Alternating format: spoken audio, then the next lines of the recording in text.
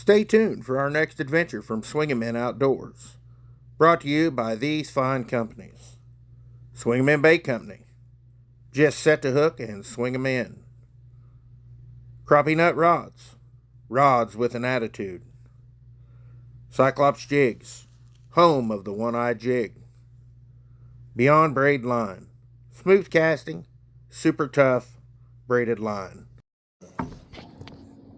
Hey guys, Jeremy here with Swingin' Men Outdoors. Got a special treat today. Got Mr. Kim Burnett down. He's going to talk to us a little bit about tying jigs, how long he's been doing it, things like that. We'll get him here filming, showing us how he ties a jig and the purpose of everything. So get this camera flipped. All right, Kim. That's Kim, pro staff for Bass Pro Shops. Owns Crappie stopper jigs. There we go. Thank you. My brain paused. How long have you been tying? I've been tying jigs for 36 years and been tying flies for 22. Is there any ideas on what you would tell somebody on how to get started into this? First off, I would just, get you a decent vise. You ain't gotta go anything expensive. Then see if you like it first, get you some materials and just try it out and see if you like it. And if you think you like it, then you can go from there. You just start buying materials and get your stuff together and start tying for yourself. And it's the easy way to catch fish, and then you do it by yourself. You ain't gotta buy anything. They last a lot longer. It's just a good hobby to have. Is that how you got started, just as a hobby? Yeah, I started as a hobby because I got tired of the plastics, getting tore up with 2 or 3 fish and short strikes. You got to put it back up on the jig. You got to check it. Things like that. So I just thought, I'm going to try tying myself because I remember when we were kids, we used to have the marabou on the cards when my dad did. So. And that's why I got started. Started tying them on my own. I messed up a lot of them. And pretty soon I just got good at it. Is there a size of jig that you tie more of than any others? Yeah, I sell more 16th ounce now than anything. Everybody wants 16th for some reason, which I don't know why. But that's the most popular that I sell. And I sell all over the country. That's the most popular. Is there a particular color? Nope, scheme? Everybody wants, everybody has their secret color. I just tie whatever, You tell me what you want, and I'll tie it for you. That's how I do it. Yeah. I don't have no secret color. That's like us in the plastic business. They The want this color. That's we what make I'm it. using. Yeah. So talk to us a little bit about what you're doing here. I'm going to zoom in on this. Right now I'm building the body, and this is with the chenille. And this is called palmering.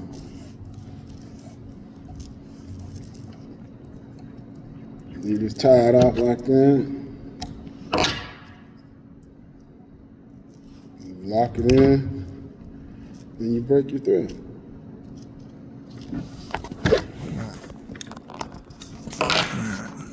We'll wait here. He'll tie us one more up real quick.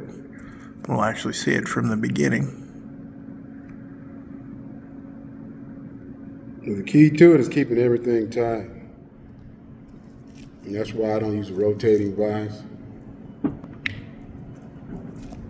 this is how you reattach your thread when you break it off.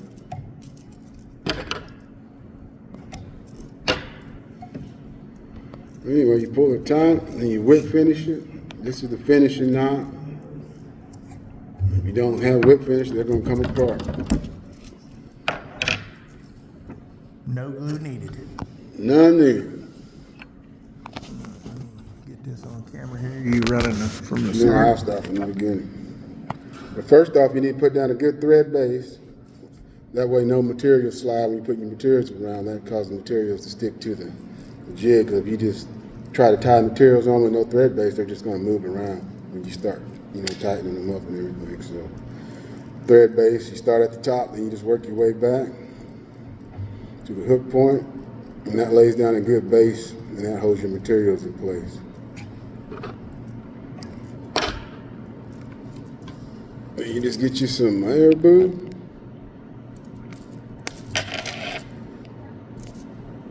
I'll slow down 'cause I'm used to tying so fast. Oh, that's fine. Zoom my camera back out. There we go. Yep. And you get your marabou, usually what you want to do, the length of the hook shank, and that's where you put it right there by the hook point, so that'll be a perfect tail. The length of the hook shank, Okay. and move it out to the hook point, and just lock it in. And you don't want to tie past the hook point because when you do that, when you put your body material on, it shortens the hook gap. So that's why you want to leave that gap open, so you don't ever want to tie past the hook point. I see a lot of people that tie way down too far. Mm-hmm. Even the ones you buy in the store are tied way down there, and that takes away from the gap. You want that fish to get that hook all the way in his mouth. And then if you want some flash, this is crystal flash.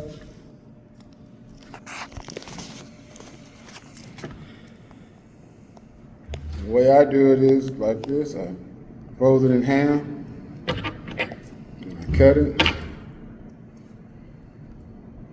I put it on one side, I lock it in, and I bring it over to the other side, lock it in. That way it won't pull out. Some people just cut it, put it in there and tie it off, and sometimes it'll pull out.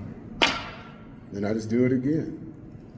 And I just fill it in. That way there's flash all through the jig instead of just on top. Bring some more forward,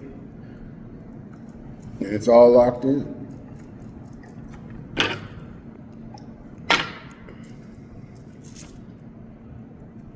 Then the chenille, you bring it back up top, and I double wrap all my bodies. I don't do single wraps. I like mine double. It makes it more durable. And if some people like use scent, it holds scent really well. So I tie it off at the top. Then I go back, down. I stop right before the hook point. Then I come back. When you come back, you bring it over, and that locks it in where it won't come off. Because this is kind of like a barrier to keep it up there. Okay. So when you come across there, now it won't slide back. And you just go back. And you build it up here, and you tie it off. Now you don't see the thread exposed. Because some jigs you see the thread exposed, these you won't because it's all down inside. And that way you ain't got to use no glue because they can't get to the thread. And I whip finish it, and I pull it down inside there, and I tighten it up. I feel it's tight. And there it is, guys. It ain't coming apart. You're gonna lose it before it comes apart.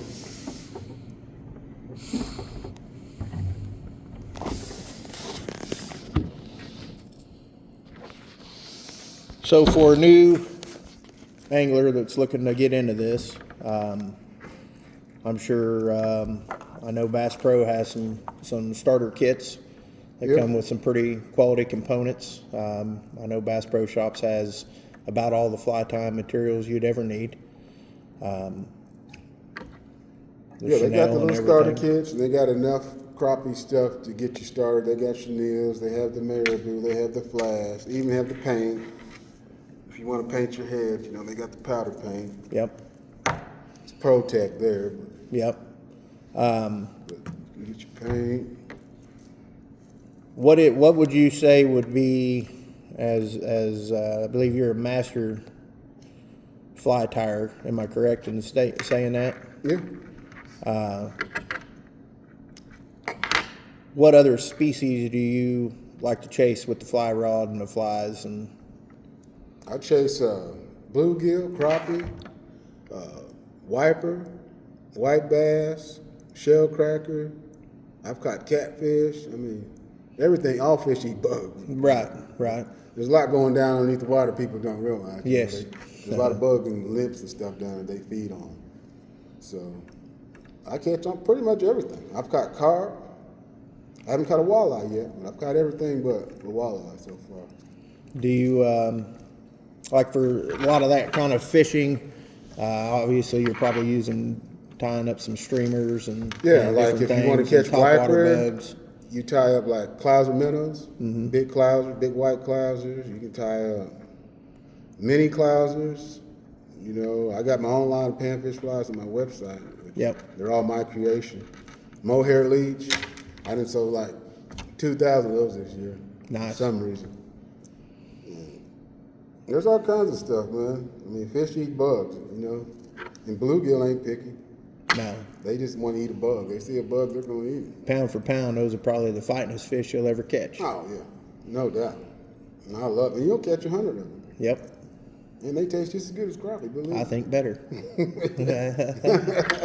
So. Yeah, it's just a different way of fishing, man. And you can catch a lot of fish. And like I said, I can pick my rod up faster than you can reel in and cast. I can have mine all the way back in the water, you know. Yep. And it's just a great way to fish, man. And you can really enjoy the way the fish really fights when you match your tackle to what you're fishing for. I see some people out there, excuse me. Go ahead. I see some people out there fishing with big giant rods and they're just yanking the fish in, but they don't realize if you use the tackle with the, you know, like light line, light tackle, and you can enjoy fishing a lot more. Yes. Well, and that's something, you know, that as a crappie angler, you know, and what we done the other day, kind of going back to my roots with the float and fly, basically, the jig and the cork and pitching that out there with the 7-foot rod and the 4-pound line, kind of brought back some memories of what fishing was versus chasing them around with a live scope and a 15-foot pole, 20-pound braid, and just setting a hook and swinging them in. Made it pretty enjoyable for me that day when I was out there. So, fly fishing is another avenue for that, to where you're actually putting a little more into it than just setting a hook and dragging one in. You know, there's a fight, there's a play, and being able to do it on you know, some equipment that you've tied yourself, you know, especially a jig or a fly. Anything you can make and you go catch your own fish on something that you've made is for sure more exciting than buying a crankbait and chucking it in the trees and dragging bass off of it. So, yeah, exactly. Is there a specific, you know, rod, or like for somebody that was wanting to get into maybe panfish, fly rod pan fishing, what size of rod would you recommend to start with? 5-weight. I'll start with a 5-weight because it's in the middle of the road, so it's not too big and it's not too small. So you're going to catch something big fly fishing. You're always going to catch bass, bonus fish, catfish, and you just never know what you're going to catch because, like I said, all fish eat bugs. But 5-weight's the best way to start. And you can get into a good combo for, I wouldn't go cheaper than $150 because, you know, you can get what you pay for. Yes. So, and in today's market, $150 isn't a lot for a rod and reel. You can get you in, you know, set up, TFO. ready to go. Yep, Bass Pro they got White River and their other brand, but TFO has one for $150, which is Temple Fork Outfitters, and it's lifetime guaranteed. It comes with everything, and that's the best one. But I wouldn't go cheaper than $150. Even a good White River, you know, those would work too. Yeah. If you want to go Bass Pro. So how would somebody get in contact with you? No, I got a website, which is crappiestopperjigs.com. TikTok is at crappiestopperjigs. Instagram is crappiestopperjigs. Facebook is Kim Burnett. And I got another page, crappiestopperjigs. You do lives on your Facebook once a week, am I correct? Yeah, I go live every Wednesday on my page, on Kim Burnett. Then I go live on TikTok on Mondays. Okay. And I tie live, and people want to ask questions and learn. I'm willing to help them. I help a lot of people. I've taught a lot of people to tie jigs. Yep, you sure have. Inspired a lot of people to tie jigs. Yeah. I'm more than willing to help, man. You know, there ain't no secrets. If you want to learn, I'll teach you. I ain't hide nothing. All right. Well, guys, that was, let me flip my camera. That's Kim Burnett with Crappie Stopper Jig and Flies and Jigs, excuse me. Check him out on Facebook. Check him out on the internet.